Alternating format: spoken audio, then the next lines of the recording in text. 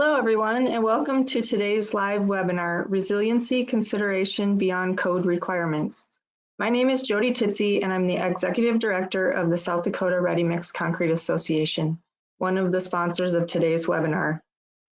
The Sustainable Structures webinar series was developed cooperatively by cast in place and precast concrete associations from the Midwest region of the United States, including Iowa, Kansas, Minnesota, Missouri, Nebraska, North Dakota, South Dakota, and Wisconsin. The goal of the cooperative effort is to bring a greater awareness of the sustainable and resilient nature of the concrete building systems to the design, construction, and development communities via quality continuing education programs. Today's webinar is the third in a series of 5. I invite you to join us again next week for webinar number 4, Building More Than Just the Pedestal, an owner-developer's perspective on building all-concrete multifamily mid-rise, will be presented by Ryan Bedford, President of Bedford Development. That presentation has been approved for one AIA learning unit. Before I turn things over to our presenter, I need to go over a bit of housekeeping. You will have the opportunity to submit text questions to today's presenter by typing in the questions into the questions pane of the GoToWebinar control panel that should be located in the upper right-hand side of your screen. You can submit your questions at any time during the presentation.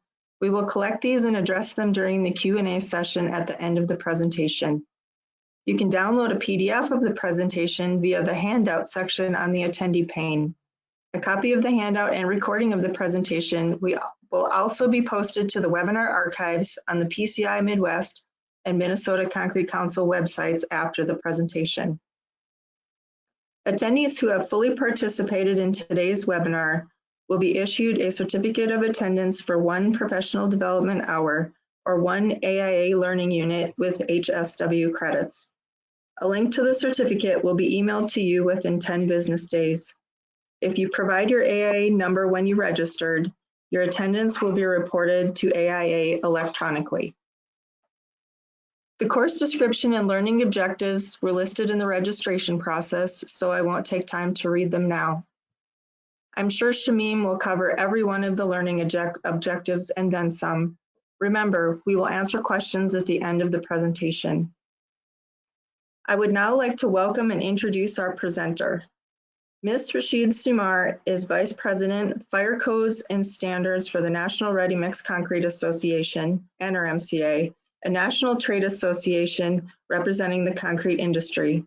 Based in New York, she works with national model building codes and standards organizations to advocate for non-combustible construction and provides technical support regarding codes, standards, regulations, and legislation at the national, state, and local levels. Shamim is a fellow of the Society of Fire Protection Engineers and a member of the SFPE Board of Directors. She is a principal member of NFPA technical committees on building construction, fire protection features, residential occupancies, and structure, construction, and materials. Ms. Rashid Sumar holds a Bachelor of Science in Fire Protection Engineering and a minor citation in French language and cultures from the University of Maryland, College Park. Shamim, thanks for helping us out today. I'll turn it over to you now. Thank you very much, and I'd like to thank everyone for joining the presentation today, and a special thank you again to the sponsors, and in particular, Jody and Margaret, for inviting me to speak with you today. So we're going to be talking resiliency. This presentation is an intro or a primer to the concept of resiliency to the architecture, design, and construction community, to communicate a sense of why resiliency should be an important consideration beyond minimum code requirements, and provide a sense of scale to the impact that natural disasters pose to our society today.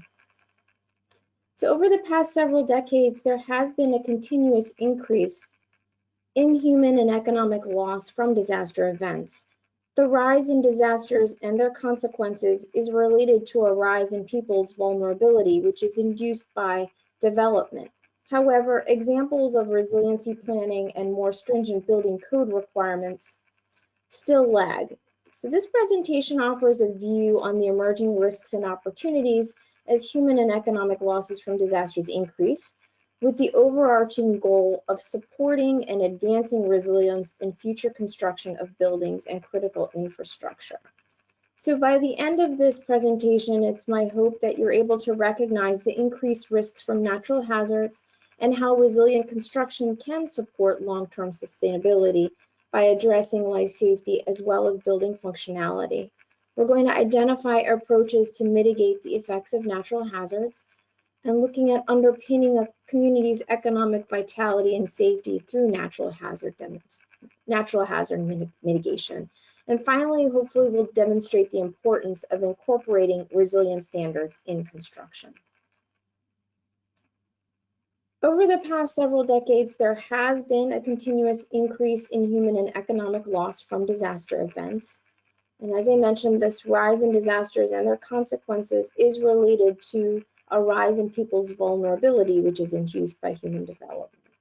So in order to look at this topic of resiliency and mitigation, we'll look at the impact of fire and other natural disasters, the definition of resilience, we'll look at steps to disaster resilience, what it means to quantify the benefits of resilient construction.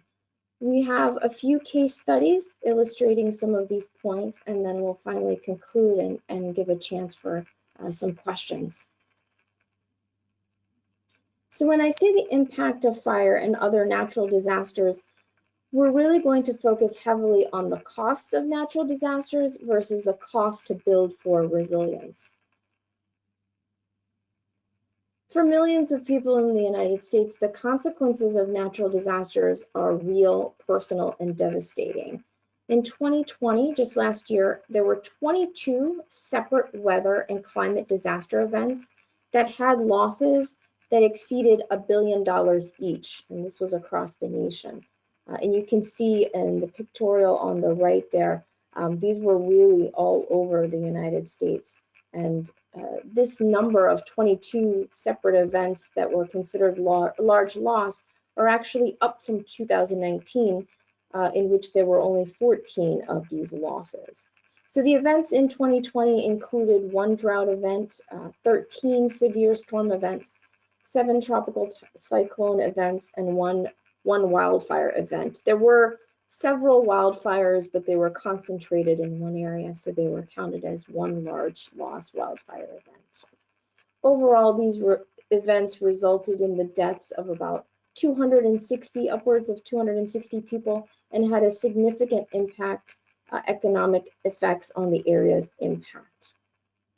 impacted.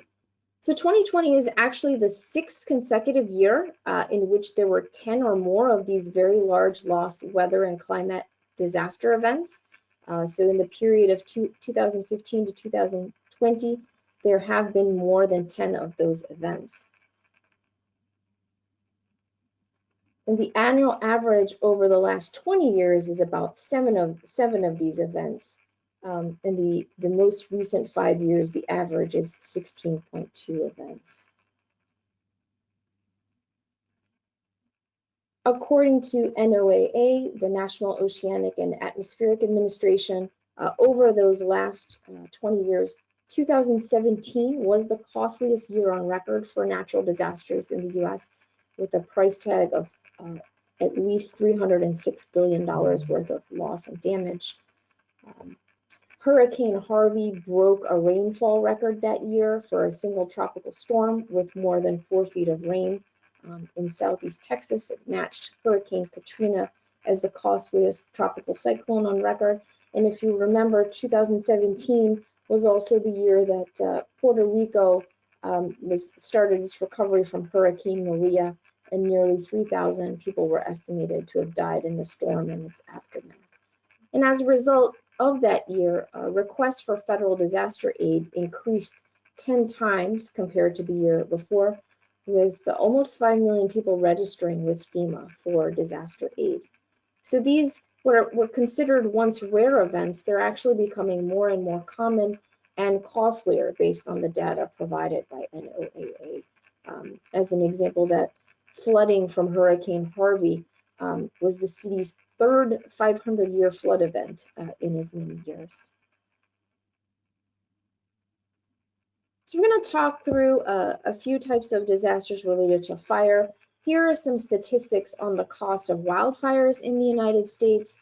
According to various insurance solutions, 4.5 million U.S. homes right now are considered at high or extreme risk for wildfire, with almost half of those in the state of California. There's been over $23 billion in losses due to wildfire in the U.S. over the past 5 years. And again, that very costly year, 2017, was by far the worst. And it's considered that the number of these fires and the losses in terms of dollar amount will continue to grow, really due to climate change, which is creating warmer and drier conditions. And I have a quote here from Bloomberg Business Week about why, why in California, as an example, is rebuilding in fire country, because you're paying for it. This article really talked about two fires, one in 1964 versus the 2017 Tubbs fire, which covered the same geographic area. But the Tubbs fire was much more catastrophic, killing more people and destroying more homes. And this is because, as we see on the next slide, I'll go one slide ahead. We'll talk about it in a little bit, but this is really because of patterns of development and population shifts. There's a lot of attention that has been placed on California because of wildfires, but as you can see from this risk map, wildfire plagues more than just the West Coast. It also affects much of the southern hemisphere of the United States. And although the Midwest region, you'll see a lot of white there for very low fire risk, because of the warmer climate we're experiencing today, there's two phenomena that result from this. One is more concentrated rainfall. So when it rains, it pours, no pun intended. But also there are longer drought periods, which means that there will be a longer, more intense wildfire season, both in terms of duration and intensity. And as I mentioned, this is not just a West Coast problem. There are recent wildfire events. Black Hills, South Dakota is one that comes to mind, but it's not inconceivable that you could have a large wildfire occur in the Midwest, in Minnesota or Wisconsin. I'm going to move now to structure fires.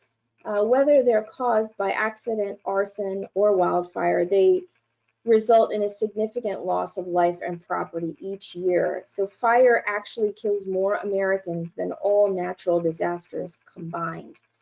So the latest statistics we have for structure fires come from an NFPA report in 2017. In that year, there were close to 500,000 structure fires, which caused nearly 3,000 civilian deaths, over 12,000 civilian injuries, and $23 billion in damages. So NFPA estimates that of those structure fires, about half of them occurred in residences. So that resulted in nearly 2,300 deaths, over 7,000 injuries, and over $6 billion worth of damages. And about a third of those, a little over a third, occurred in apartment buildings. And property damages in fires have been increasing over time. And as a result of relaxation of requirements in the building codes, developers have increased the use of combustible construction from multifamily housing, such as apartments, condos, hotels, dormitories, long-term care facilities. So this has resulted in a rash of fires across the country, particularly in those combustible buildings under construction. They're reducing the buildings, completely destroying them, putting lives and communities at risk. According to an article, America's Burning the recent spate of fires in these low and mid-rise structures throughout the country is really raising questions and concerns about the safety of combustible construction, and in particular wood frame buildings, and particularly in the multifamily mid-rise level range. So not only are these wood frame building fires total losses, but they also cause considerable damages to surrounding buildings and property. Often after there's a massive structure fire, communities and surrounding buildings, surrounding businesses often don't survive. So the businesses and residents have to endure disruption, in terms of their original building, but also they endure further losses from business interruption and relocation while either their building is rebuilt or other remediation is taking place after one of these devastating fire events. So when we talk about building code requirements, I want to note that the codes are minimum requirements. They're not the highest performing systems or buildings that are there. They are minimum requirements or the basement. We like to say they are example of the worst building that you could legally build. So getting back to disaster events and the impact, you can see in this graph adapted from NOAA. As I mentioned, billion-dollar disaster events are increasing year on year. I mentioned that 2020 was a more costly year than 2019. And if you look at the trend, you can see from that green trend line, it's an upward trending loss. Of course, again, 2017 was that big year, $318 billion in losses. That was an extreme year, but it has been steady. 2018, 92 billion. 2019, there was a little bit of dip, but again, up in 2020 with $95 billion worth of losses incurred because of disaster events. So I kind of alluded to this a little bit more about why are disasters costing more, and it's because of, based on data from the United States Census Bureau, in the last several decades, the population of the US has increased and it's migrating towards more of these coastal areas, concentrating along the Pacific Midwest coast and also the hurricane-prone Atlantic and Gulf coasts. So as an example, using California as an example again, Los Angeles County accounts for 2.5% of the state's land area, but that 2.5% contains 14% of the state's land area. And then the property value that's contained in that 2.5% is actually 30% of the state's property value. So these changes in concentration of population and also increases of property values nationwide are significant contributors to both the increased property loss and as well as increased human cost to human lives. So it's really time, in view of this migration pattern over time, it's really time to rethink the way we address the challenge of the next natural disaster. So this leads us to the definition of what is resilience.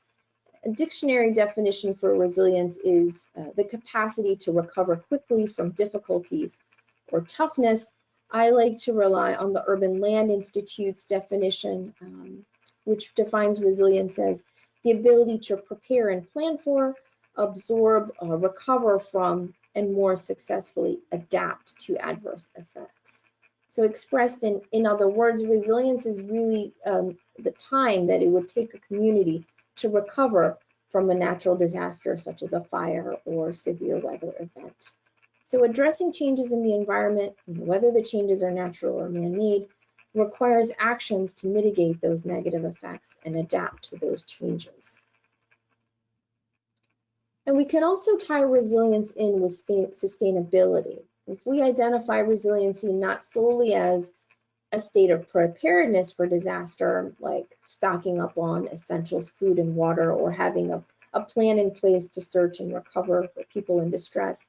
But if we identify resiliency as a desired characteristic of a sustainable society, one that has more control of these basic human needs, whether it's shelter, food, water, energy, communications, and commerce, we can begin to see the relationship between resiliency and sustainability. So I have a graph here that looks at resilience in terms of functionality and time to recovery. And you can see a baseline case, which is the orange line here.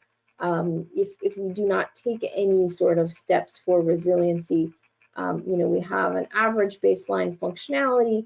That black vertical dotted line represents some, disaster event, which causes an immediate, dip in our functionality. And there's an associated lengthy time to recovery in which we have some lost functionality. If we have prepared some mitigation measures, some resiliency in advance, you can see that yellow curve, represents a mitigation scenario where there's an increased sort of functionality that's gained before the disaster occurs. When the disaster occurs, there is, a recovery period, but the magnitude is less than if there were no mitigation taking place, if there were no resiliency measures in place. And so the time to recovery is shortened. You have a decreased loss in functionality, and then an increased functionality once you've recovered. And if we think about resilience-based design sort of on this continuum, I think that architects and designers will be familiar with. If we think again of code-based design as that minimum that considers only design and construction period, minimum life safety, is capital intensive, but is very prescriptive and limited to individual buildings only. And we look at the progression to performance-based design, which does take into account damage and recovery. We'll look at things like insurance impact and looking at multiple stakeholder inputs and interests. We'll use advanced analyses in looking at the design, but still looks at individual buildings. If we progress sort of to the next mode of thinking or advancement to resilience-based design, it's not just looking at design and construction, but looking at complete life cycle of the building, the operation of the building, end of life cycle, is giving importance to safety, but also damage and recovery. The costs are spread among not only initial capital, but across operation and life cycle and into reserves. It's addressing externalities, so it's looking at a community of buildings, not just an individual building, and therefore is looking at the relationship of the building to a community or to a company or organization. And again, it's more of a portfolio assessment and part of a comprehensive resilience framework potentially for a community. So this is another way to kind of look at evolution to resilience-based design. So we talked a lot about why we have a problem that needs resilience to address it. How do we address or incorporate disaster resilience into our design and planning process? So in this presentation, I've identified 4 steps that combine both voluntary and mandatory mitigation strategies to achieve disaster resilience. And they are adopting updated building codes, adopting high performance building standards, incentivizing disaster resilient construction, and building with robust materials. So essentially, there are 2 ways to approach disaster mitigation. One is voluntary programs, where communities or building owners voluntarily reduce their risk. The second is to install mandatory requirements so that communities and building owners are obligated to design buildings and infrastructure to be more disaster resilient. So these 4 really straddle the line. Some are considered mandatory, adopting updated building codes or high performance building standards, and others would be voluntary, the incentive disaster resilient construction, and building with robust materials beyond what minimum code requires. So we'll talk about adopting updated building codes. A common misconception is that a new code compliant building that was just constructed here in this country will be resilient against considerable damage after a major hazard event. That's not always the case. The building code does set standards that guide design and construction of structures, again, for minimum life safety, which is a good first step towards resilience. However, maintaining the functionality of a structure after the disaster is also important beyond just initial construction. And building codes really don't address that functionality of the building after construction effectively. And in terms of adopting the most recent building codes, there are many states, first of all, that don't even have a statewide building code and pass the responsibility to local jurisdictions to adopt the codes themselves.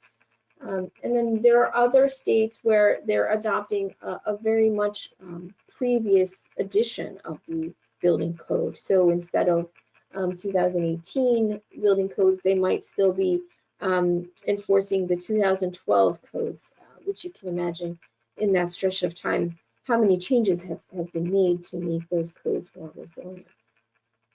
And there's many examples where special interest groups have had some say and influence in state legislatures, either to reduce stringency of codes or limit adoption of the latest building code, or even prevent statewide adoption of a building code.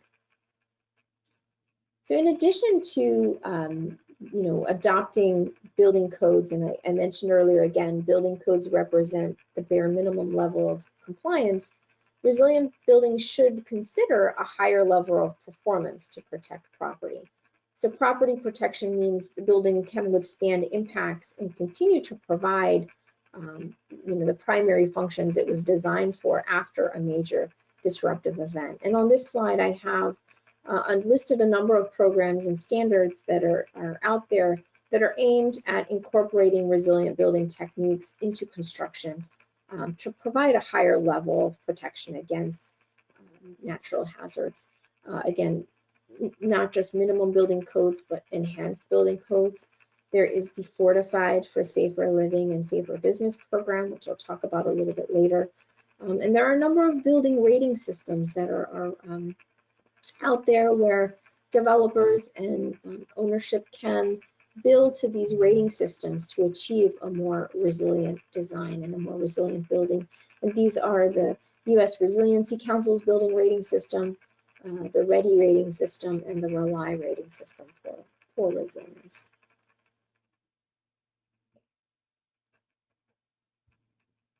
So these types of building standards or enhanced building codes, they can be developed and adopted through a number of ways. One is through building code appendices. So there are, as an example, the appendices that are provided in the International Building Code and the International Residential Code. They offer supplemental criteria above the minimum provisions in the main chapters of the building and residential codes. And I have here an example from the state of Georgia, which experienced some damaging windstorms in 2008. The Georgia Department of Community Affairs created the Disaster Resilient Building Construction Appendices to the IBC and IRC. And those, the IBC and IRC form the basis for the Georgia State Building Code, but these additional appendices offered an affordable, flexible, and more simplified approach to improving resiliency at this local level.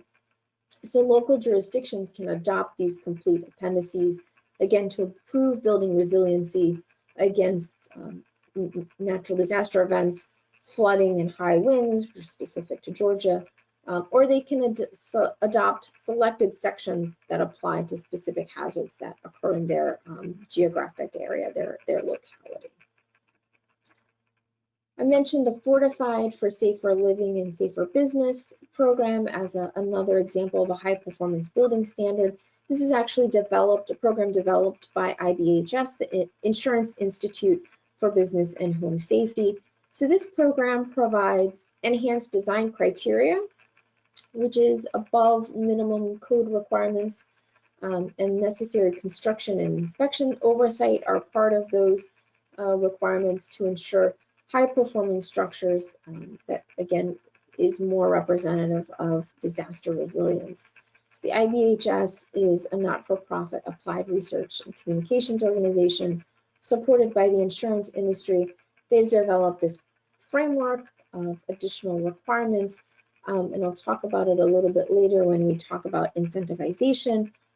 There are opportunities where buildings who meet the Fortified program can receive better insurance premiums or tax credits, etc. I mentioned the U.S. Resiliency Council in terms of adopting high performance building standards. This is a national organization that's really after improving sustainability and resiliency of buildings during earthquakes and other natural hazards such as extreme wind events, tornadoes, etc., as well as fire. The performance-based building rating system that USRC has developed, it assigns 1 to 5 stars along the dimensions of safety damage, expressed as repair cost, and recovery, which is expressed as, again, the time to regain basic function. So if you think about something like the LEED rating system, the U.S. Resiliency Council rating system, similar sort of concept, where you would design to a number of points and meet a number of stars in that rating system. So buildings that are certified to this USRC building rating system, they're expected to perform in a manner that will more so preserve life safety of occupants, but also limit damage to repairable levels and allow that functional recovery within a reasonable time period. So right now there is a rating system available for seismic events. There is another rating system that's under development and due to be completed this year for wind events, and hopefully towards the end of the year and beyond, there will be a system that is going to be developed for wildfire.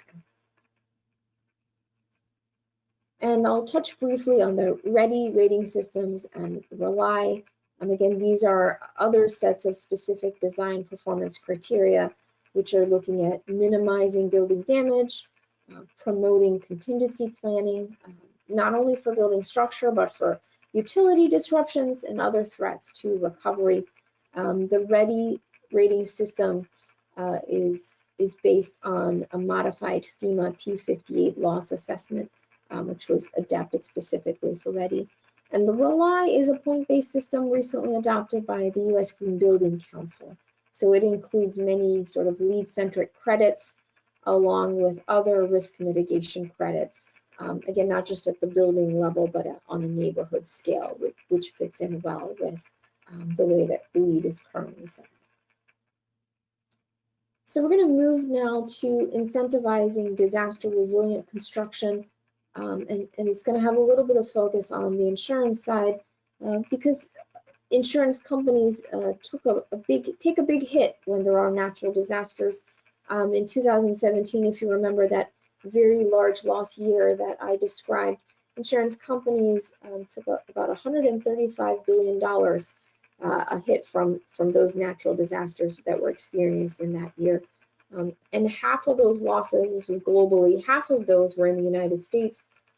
North America represented 83% of all insured losses in the year. And again, remember 2017, there were those 3 consecutive Atlantic hurricanes, Harvey, Irma, and Maria. They cost major U.S. insurers almost $15 billion. So that was not only the costliest year for damage, but the costliest year ever for insurance.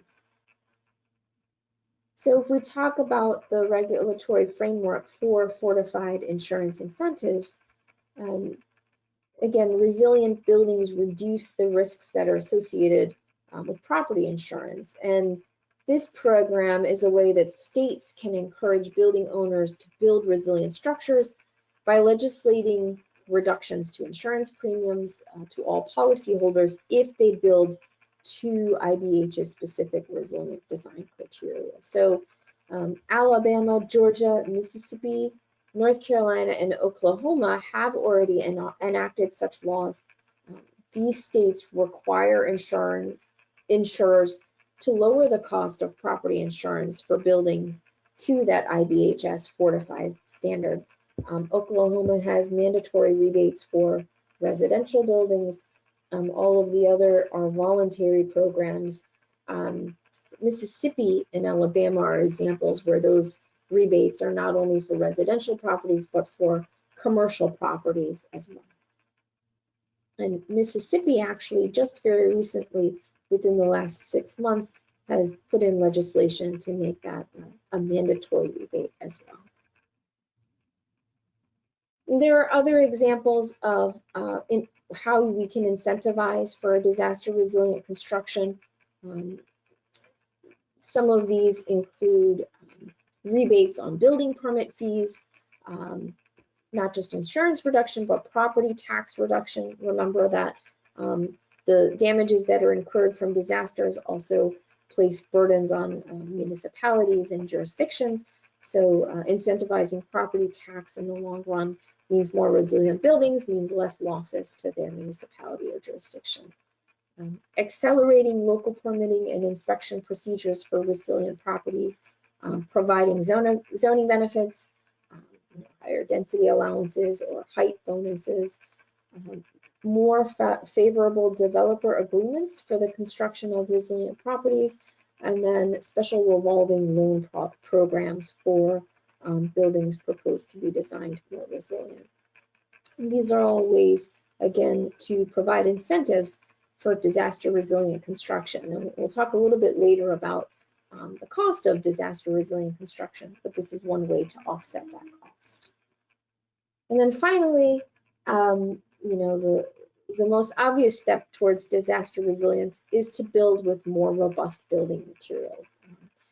Qualities of more robust building materials are more versatility, strength, wind and water resistance, seismic resistance, fire resistance, energy efficiency, and durability. It's heartbreaking for a homeowner to survive a major hurricane, earthquake, or a tornado, only to see their home burn down in the aftermath, or again, for other commercial buildings. Increased fire resistance of building elements reduce the amount of damage to the building and its contents. Additional benefits, in addition to enhanced life safety, there's less demand on community resources, especially for emergency response, and for facilities that are more readily adaptable for reuse after a disaster. So, again, as the population grows, we're going to witness more fires, more climatic events that devastate property, lives, and economic growth. So regardless of the location, the best approach to reducing these losses can be accomplished, again, by all of these 4 strategies that I mentioned.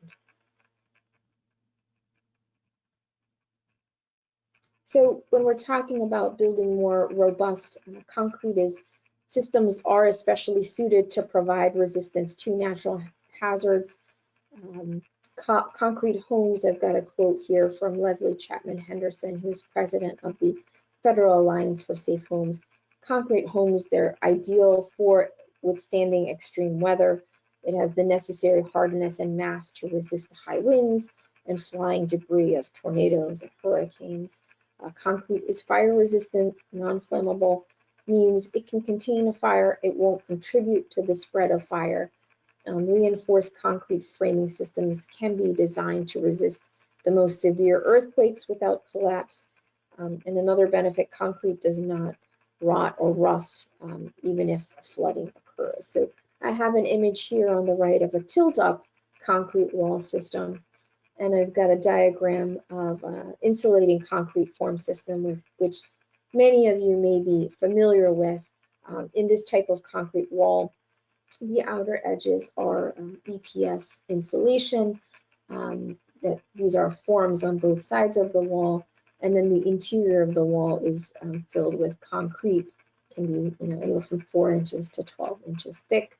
This is a very good, efficient, and economical design, and it allows for flexibility in terms of installation of finishes as well.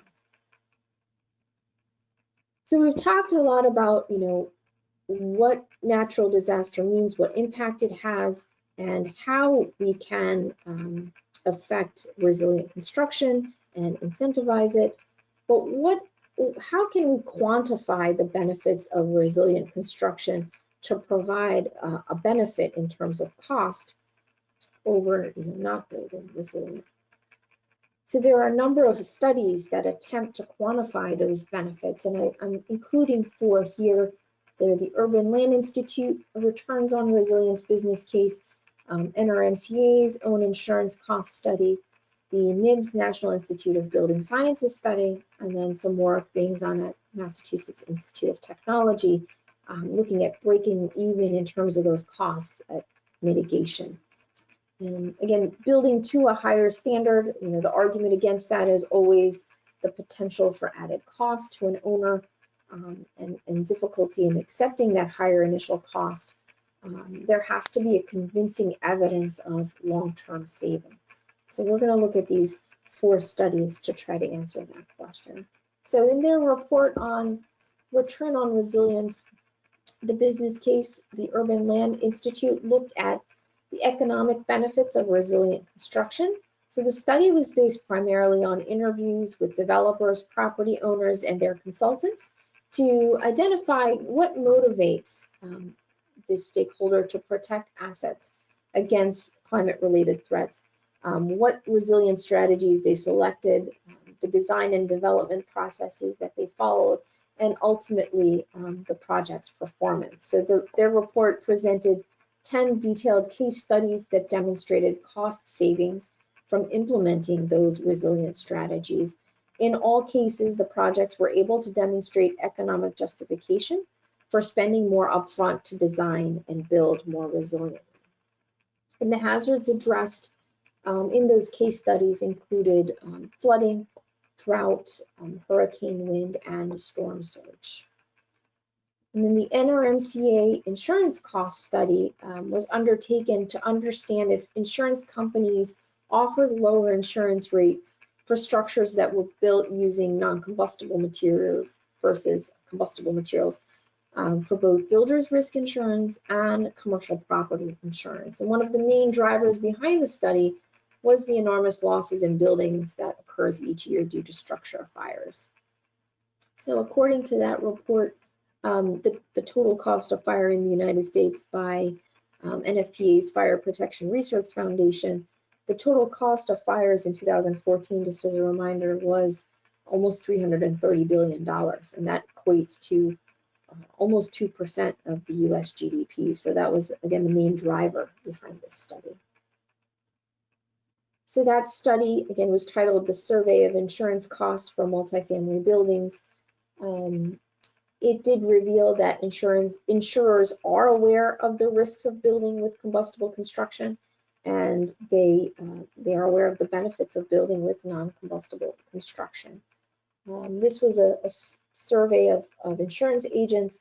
The study suggested that the gap between rates for combustible wood frame construction and non-combustible concrete construction, those rates will likely to grow for the combustible construction in the future.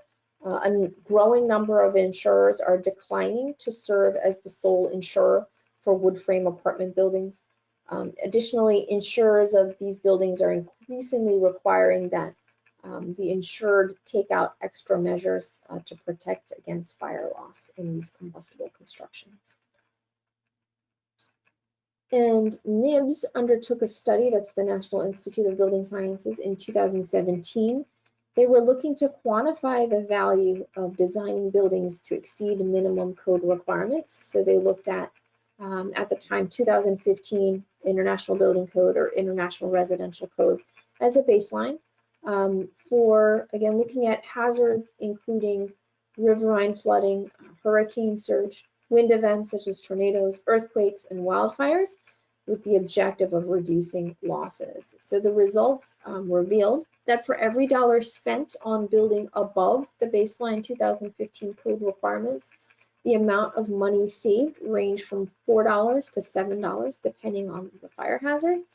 And I've got a table here of what that looked like.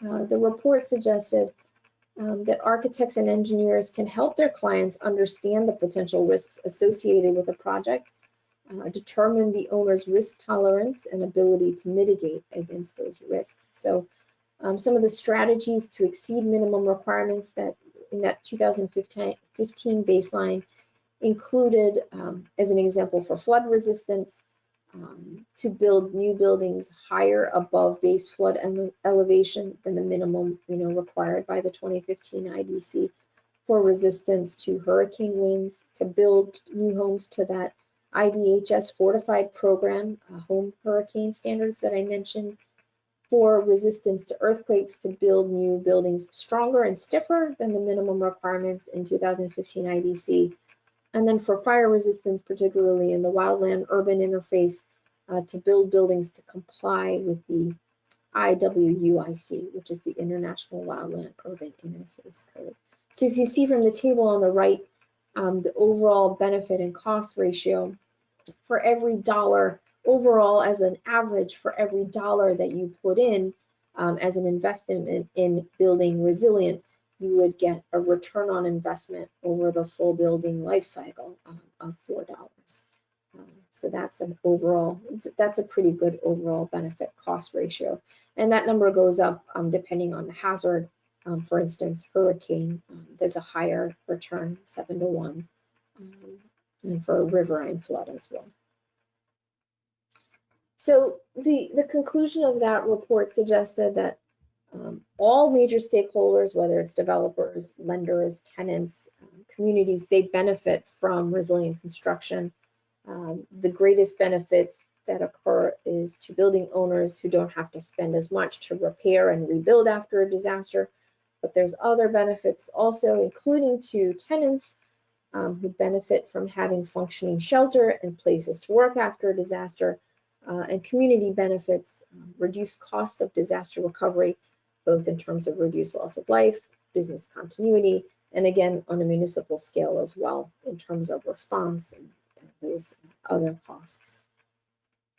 And finally, to show the MIT break-even mitigation percentage tool, MIT has a diagram of the life cycle cost of hazard resilience. So it's not looking at just the building initial construction phase, but also looking at energy use in the building, electricity, oil and gas consumption throughout the building's life cycle, wear and tear, maintenance issues, paint, windows, siding, all of those costs, hazard repair, which looks at probability of a hazard occurring with the associated repair costs, and then of course costs due to end of life. So if we were to demolish a building or repurpose a building, there would be some waste involved, some recycling, labor and equipment and energy in that process. So, many times building developers make decisions about materials or building techniques to keep initial costs down, and the resulting structures are built to code, but those codes again often fail to factor in all of these long-term costs or impacts on future owners and communities that I described. So MIT has developed a tool to kind of calculate what these economic benefits are when you invest in more hazard resistant structures. And they've focused on hurricane prone areas as a first step. So that tool, again, evaluates the cost effectiveness of mitigation for a building in a specific location by factoring in what the expected damage would be for a conventional building, designed to minimum code would endure over its lifetime, and then it compares that to the cost of a more resilient enhanced building design and uses that to justify to building to a higher standard. So you can see in this example, for a 2-story wood frame single family home in New Orleans, the conventional design, the present value of the life cycle cost in thousands of dollars is $800,000, but the life cycle cost is reduced if you have an enhanced design that accounts those other factors of about $500,000. So it's a significant cost savings when you consider it over the life cycle of the building. I have finally 3 case studies of examples of resilient building design considerations. The first one is a case study where concrete walls provided fire separations at an infill site. This is Walker's Landing in Milwaukee, Wisconsin. It's a development that consists of 2 buildings, which are 6 stories each. They're the typical 4 floors of residential over 2 floors of parking. This site was restricted due to a 10-foot setback requirement from a river, a bridge, and 2 streets. So access for material storage and construction activities, as you can imagine, was tight. The developer, used concrete walls built using ICF, insulating concrete forms, for fire resistance, among the many other benefits. This was an infill urban site, so those fire-rated exterior walls were required. This was an ideal sort of application for concrete walls because they provide more than enough fire rating at a significant cost savings over a wood frame, especially when you compare it to other projects that have to use fire retardant treated wood, which does usually get expensive. For Walker's Landing, again, the developer used ICFs for those exterior fire separations, and this also provided benefits for thermal efficiency and speed of construction. And as you know, construction projects are always on very tight timelines, and the developer found that installation for ICFs increased the construction speed many-fold, since ICFs are fast and efficient to install. The second case study that I have is actually close to my neighborhood, from 2014, a massive natural gas explosion that occurred in East Harlem, New York City, destroyed 2 apartment buildings, vacated 4 neighboring properties, shattered windows blocks away. There was lots of debris that landed on adjacent elevated Metro railroad tracks. So because of this explosion, Metro service to and from Manhattan from Harlem was suspended for most of the day to lower Manhattan. So there were nearby buildings and households that were affected by the blast. There were costs for remediating elevated levels of lead and asbestos that now became exposed. This explosion caused 8 deaths, 70 injuries. 100 families were displaced, and there was obviously a large response from local firefighters, paramedics, and police officers. So the local utility was found responsible for $153 million worth of damages. That's the highest payout for a gas safety incident in New York State history. But the story here is the concrete building that was adjacent right next door to that blast, which actually survived and reopened after repairs. So that building was a 4-story concrete building. The New York Building Department's engineers report said that there was no structural damage to that building at all, even though that blast was located inches from that building's concrete walls. But the building was in remarkably good shape. There was some damage that was caused by falling debris. So there was a membrane penetration and then some water damage from the firefighting suppression efforts. But this building, which was built using ICF, was reopened after those repairs. And I want to mention here that New York City and Chicago are 2 cities which require fire districts to limit combustible construction within dense urban boundaries. There's many other jurisdictions in the US also that require construction within the city limits that are very dense to be non-combustible. And the final case study that I have is resilience to tornado activity. This is South Warren Middle and High School in Bowling Green. At the time of construction, this was the largest K through 12 school building in the state of Kentucky. You can see it's pretty large at 332,000 square feet, sits on 85 acres.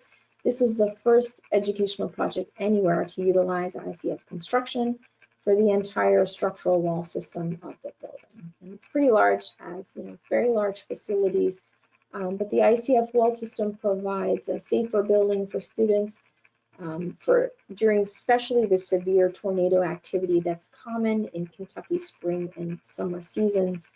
The inherent core strength I want to highlight for concrete, coupled with the hollow core concrete plank floor system, it results in that building structure being capable of resisting 250 mile per hour winds. So in conclusion, residency planning offers communities, building owners, design professionals an opportunity to play a key role in determining the essential services and infrastructure needs that are required for economic vitality, health and safety of citizens, and support sustainability. Resilient building standards aren't the end-all solution for all problems, but to subject our vulnerable population to the all too often short-sighted political or economic decisions that trump safety considerations, it's really unconscionable when the technology and economic returns of disaster resilience are so well understood. Put very simply, we all know that we have to embrace change and build differently if we are to have a resilient future. High performance building standards are a way to make that happen, and by promoting development and adoption of advanced codes, standards and rating systems, incentives and other measures that emphasize and encourage resilience, architects and engineers and we as the design and construction community, we can really lead by example. Thank you very much. Hopefully we have a few minutes to take some questions. We do. Thanks, Shamim. We're now going to begin answering some questions that were submitted in today's presentation. We know that we're getting close to our time cutoff here, so if you have to step away, we will have these in the recording for you. My first question is it anticipated that energy costs will be lower for an ICF home compared to wood framing? Absolutely, and I know that NRMCA has, put together some examples or other case studies which demonstrate energy efficiency costs are decreased in ICF constructed building as opposed to other types of combustible construction, and wood frame construction being one of them. And I'd be happy later on to help point to where that information can be found. Okay, and my next question is there a link to the MIT tool available? Yes, it is, and I can also share that with you as the organizers, and that can be posted as well. It is available online.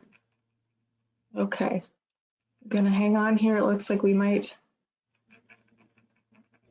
have one more. No, I think we're good. So thanks, Shamim, and everyone for attending today's webinar.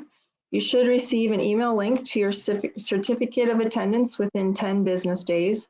On behalf of the sponsors of the Sustainable Structures webinar series, thank you for joining us today and have a great rest of your day.